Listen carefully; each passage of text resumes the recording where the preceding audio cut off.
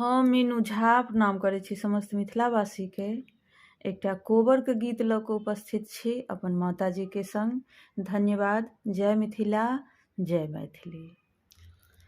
चान सूरज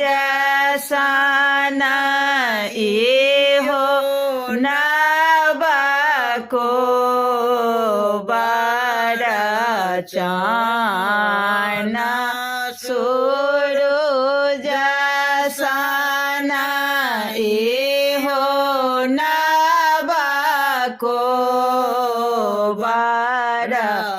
दीप जराए आही बात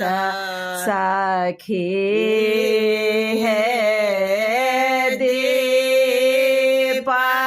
जराए आही बात सखी है, ताही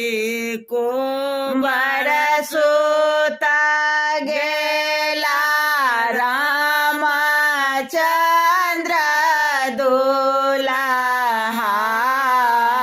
ताही कुंवर सुता गेला रामचंद्र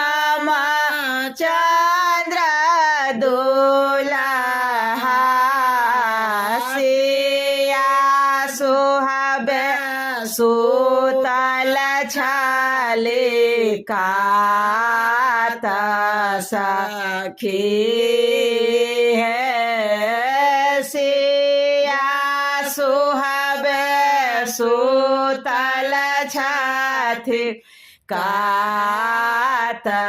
सखी है,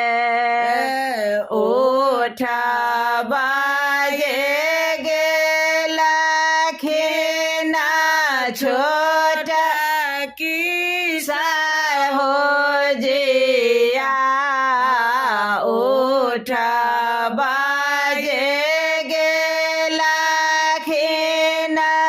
छोट के हो जिया, उठो ननदो भाई गेला परात सखी है, उठो ननदो भाई गेला परात सखी है,